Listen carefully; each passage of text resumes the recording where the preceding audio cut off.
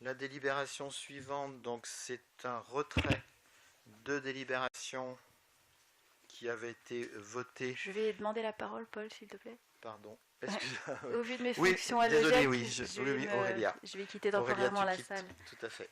Voilà. Merci.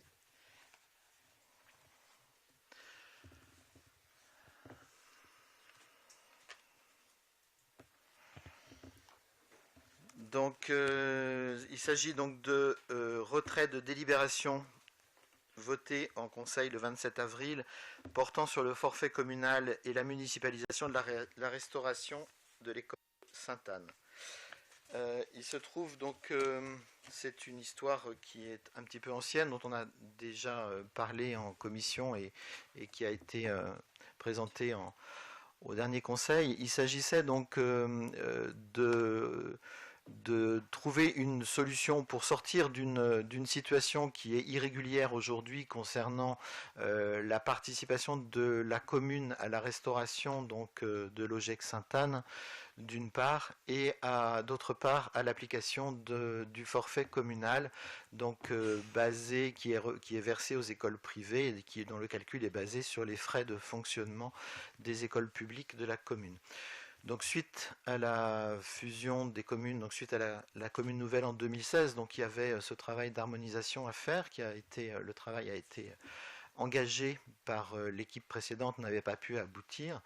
Et nous avons donc repris les négociations avec l'OGEC et le souci était donc d'arriver à une solution qui puisse être non pas égalitaire, puisqu'on peut pas, dans ce type de délibération, enfin de subvention des écoles privées, arriver à une égalité, mais au moins à une équité, sur la base de ce qui avait été fait depuis de nombreuses années sur les communes historiques de Binic ou d'Étable-sur-Mer.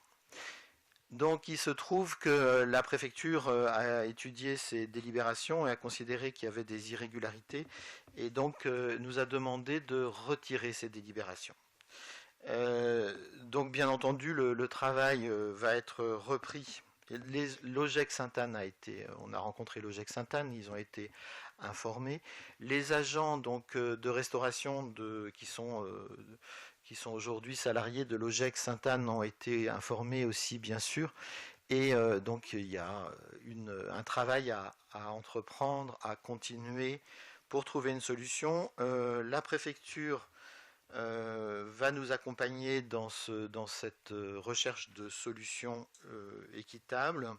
Nous sommes en attente de rendez-vous avec la préfecture et nous proposons de créer un groupe de travail pour les élus qui le souhaitent, des élus issus de la commission enfance-jeunesse et de la commission finances, de manière à suivre ce dossier et de partager les réflexions autour de ce sujet. Voilà, et il faut donc savoir que suite au retrait donc, de délibération, les travaux qui étaient prévus et qui n'étaient pas commencés sont bien sûr annulés. Et oui, voilà donc ce que je tenais à dire. Donc, et proposer donc aux élus qui le souhaitent de constituer un groupe de travail. Donc, je ne sais pas quels seraient les élus qui souhaiteraient intégrer ce groupe.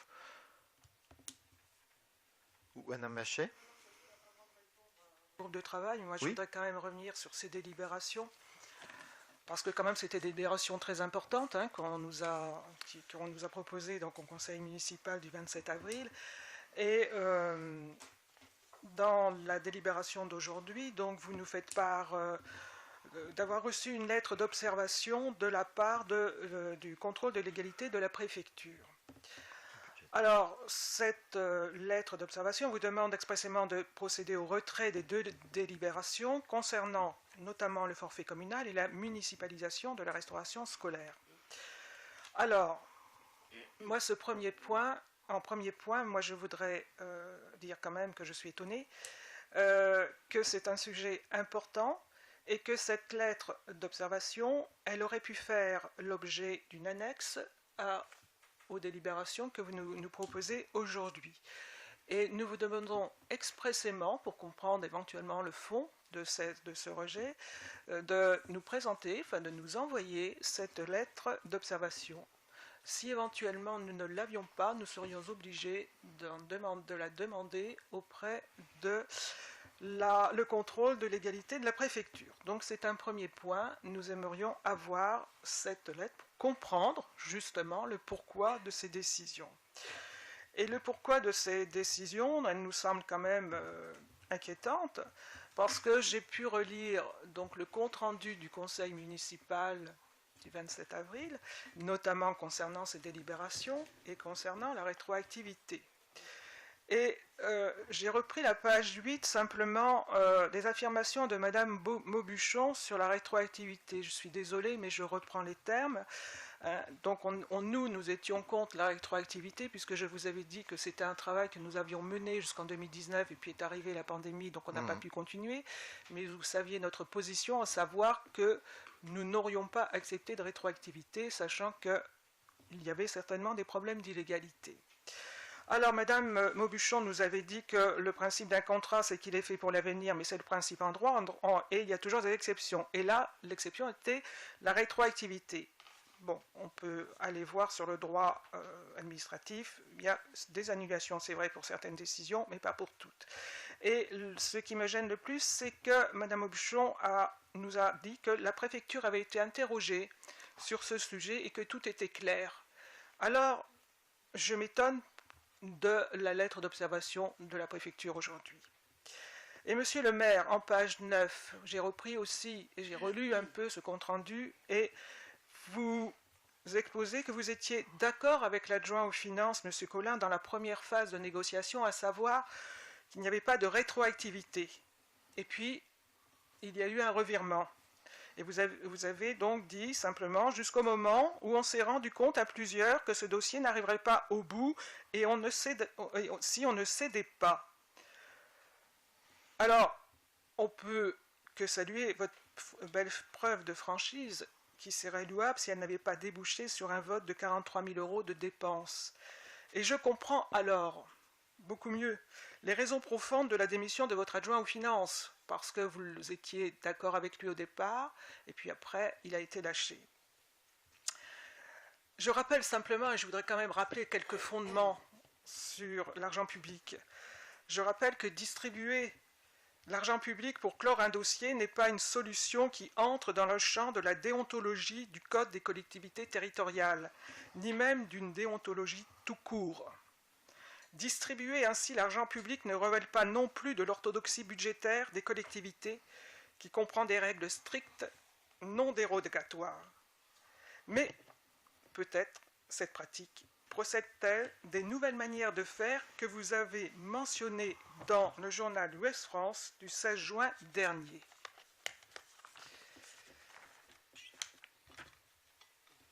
À la suite du conseil municipal du 27 avril 2022, vous avez toujours, au sujet de ces deux délibérations, signé le 13 mai 2 conventions en présence du vice-président de l'OGEC et du directeur de l'école. N'aurait-il pas été plus prudent d'attendre la position du contrôle de légalité? Il est vrai que, comme le précisait Mme Maubuchon, tout avait été vu avec la préfecture et tout était clair. Donc le fait est que 2 mois après ces délibérations, vous devez retirer ces 2 délibérations et annuler les conventions signées prématurément et imprudemment. Alors cette convention, entre autres, lors de ces 2 conventions, dont une, vous avez parlé du personnel, c'est vrai, mais moi je reviens quand même sur la convention qui permettait d'octroyer 43 000 € à l'OGEC. J'ose espérer que ce virement n'a pas été effectué. Moi je me pose des questions. Donc bien sûr, nous sommes un peu tristes de ce dossier qui a été obligé d'être retiré, et nous attendons bien sûr la suite des décisions que vous allez reprendre, je pense, avec l'OGEC sur ce dossier. Voilà, monsieur le maire, aujourd'hui ce que je peux penser de cette délibération pour laquelle je vous avais averti, aussi bien en commission finances, en plénière, qu'il n'y avait pas de possibilité de verser, d'aller au-delà de la participation commencée le jour où vous signez la convention. Bon. il y a des règles qu'il faut respecter. Je suis désolée de prendre la parole pour ça. Mais je pense qu'il est important, parce que les citoyens se posent beaucoup de questions sur cela, sur le départ de M. Collin aussi. Et c'est vrai qu'il a bien précisé que la goutte d'eau qui a fait déborder le vase, ben c'est ça, c'est la rétroactivité et le futur paiement de 43 000 euros. Bon, maintenant, vous me dites oui ou non s'il a été versé. Mais tout de même, il y a des procédures qui doivent être respectées.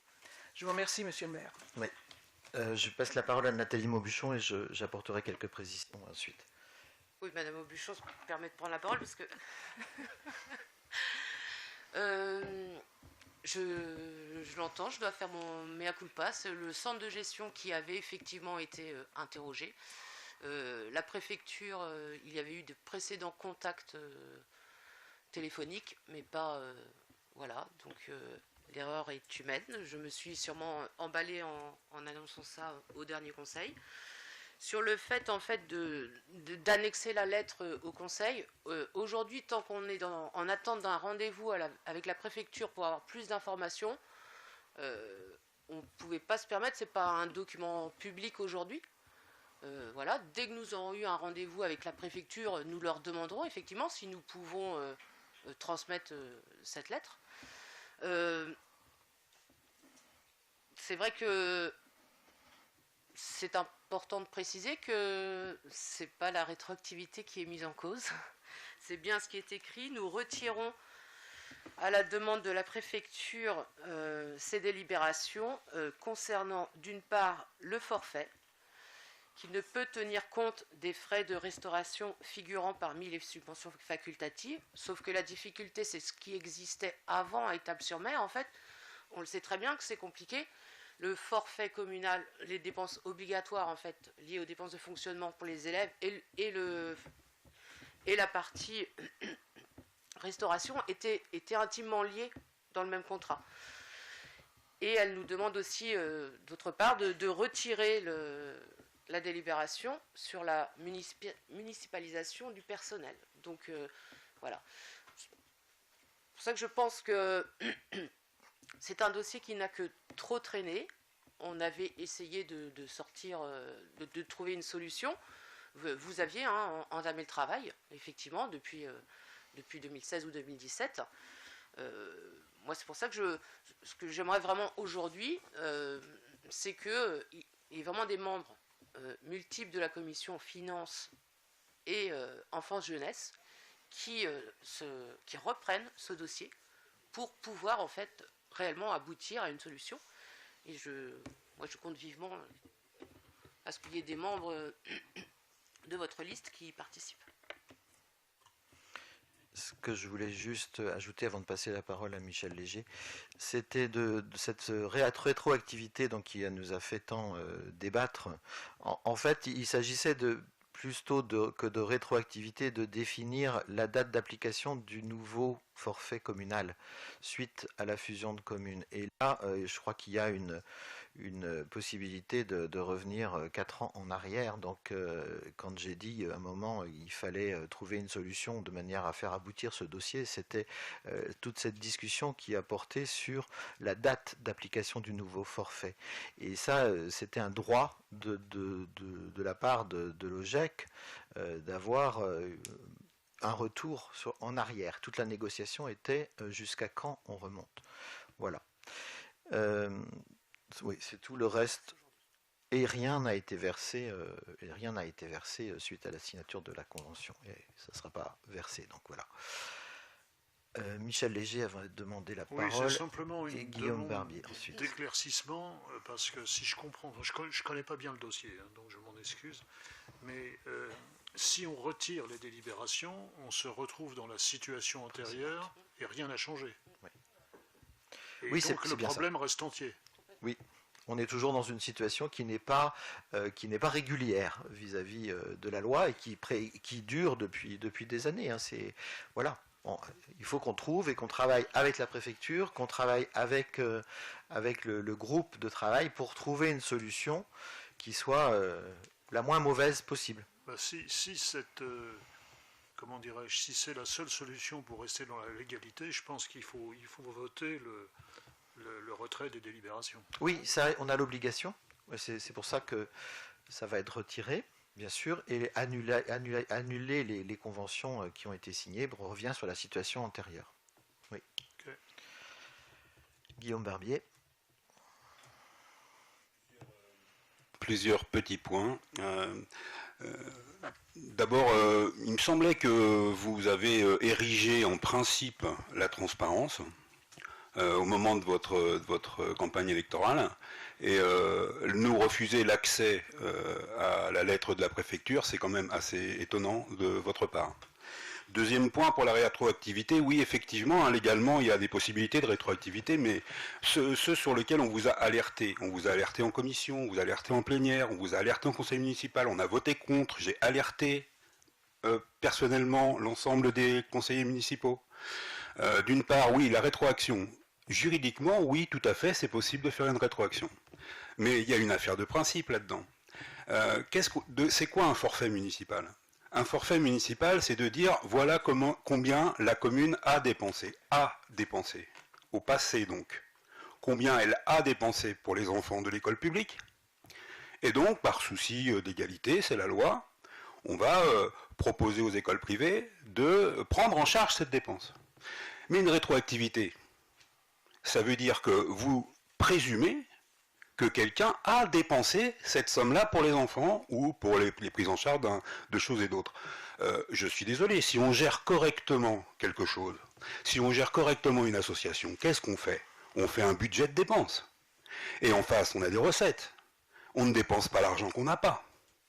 Donc si l'OGEC n'avait pas cet argent, elle ne l'a pas dépensé. Voilà pourquoi, politiquement, on a attaqué le fait, et on avait expliqué ce principe à l'OGEC, à l'époque, en leur disant c'est pas logique. Maintenant, par souci d'égalité qu'on se remette, oui, on est tout à fait d'accord avec ça. Ok, on applique la loi, c'est normal. C'est le principe de rétroactivité qui est étonnant. Et d'ailleurs, c'est bien l'OGEC qui s'est entêté sur cette partie-là, et qui nous amène aujourd'hui à cette situation-là. D'autre part, vous passez sous silence le fait quand même que d'autre part, hein, la municipalisation des services de restauration posait problème juridiquement. Et donc, oui, il est temps de reprendre ce projet dans le bon sens. Il n'est pas question... Là, c'est comme si vous étiez dans une négociation d'ordre privé. Nous ne sommes pas dans une négociation d'ordre privé. Nous gérons de l'argent public, et cet argent public, bien sûr, la gestion de cet argent public est soumise à la loi, et il est soumis à une certaine forme de principe et de déontologie. Liberté, égalité, fraternité. C'est ça qui doit nous mener, et c'est pas la loi du plus fort. Donc on ne s'entête pas dans une négociation. On regarde la loi, et on applique la loi. Merci pour la leçon, et je pense qu'on pourra compter sur votre coopération pour rechercher des solutions qui soient les meilleures. Tout à fait, mais c'est toujours pareil, c'est incroyable de toujours donner donneur de leçons. Non, j'ai juste essayé d'être clair et d'argumenter clairement. Je ne donne aucune leçon. Et bien sûr, si on me propose de participer à la réflexion dans un groupe de travail, bien sûr, j'y participerai, et je ferai tout ce que je peux dans l'intérêt des citoyens et dans l'intérêt des valeurs de la République. Ouais. Je vous remercie. C'était clair, effectivement, mais malheureusement peut-être un peu trop clair par rapport à la complexité de la situation et par rapport aux états de fait qui sont, on n'est pas les seuls, hein, communes à avoir ce genre de contrats, de conventions qui sont un peu bâtards. Je pense qu'au niveau juridique, il y a certainement un vide au niveau de la loi. Les choses sont pas forcément simples. Mais avec l'appui de la préfecture et du groupe de travail, je pense qu'on va trouver une solution. Est-ce que, Gilbert, tu veux compléter? Oui, alors, tout paraît très très simple. Alors, je vais quand même rappeler qu'on a... Alors, je m'exprime, s'il te plaît. Je t'ai pas interrompu, donc je vais m'exprimer. Tout paraît très très simple. Moi, j'ai participé à de nombreuses commissions dans la municipalité précédente. Les problèmes étaient les mêmes. Bernadette, on avait exactement les mêmes problèmes sur la table. Problème de rétroactivité, problème de convention, enfin, c'était les mêmes problèmes. Vous aviez envisagé une solution qui était a priori plutôt une solution entre les deux, une demi-solution.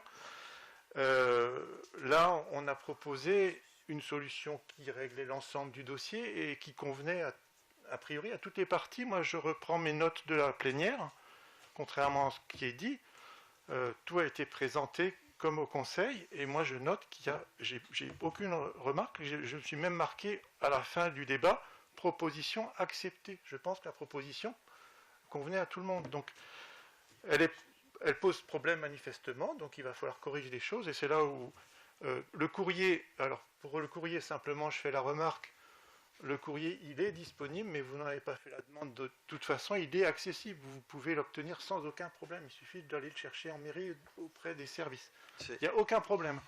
Voilà, donc ça c'est juste un point de détail. Par contre moi j'aimerais vraiment rassurer là, les parents, voilà, qui par ricochet vont apaiser aussi toute la partie enfance. Je pense que c'est très important que nos enfants n'aient pas à subir des vagues de problèmes qui leur incombent pas. Je note simplement que la convention, même si elle est imparfaite, qui datait de 2004, elle a fonctionné, je ne veux pas dire 20 ans, mais pas loin. Voilà, donc des fois on a des conventions qui ne sont pas terribles, mais elles permettent de fonctionner. Et donc on retourne un peu à la case départ et on va essayer de corriger les choses avec l'appui de la préfecture qui, effectivement, moi j'ai lu cette lettre, mais pour moi elle n'était pas forcément limpide. Hein, donc il va falloir un peu voir comment ajuster, si c'est des ajustements de détail ou si c'est plus profond. Voilà, donc à voir. Oui. Merci. Donc sur cette délibération et cette proposition donc cette obligation de retrait de délibération, est-ce qu'il y a des votes contre, des abstentions?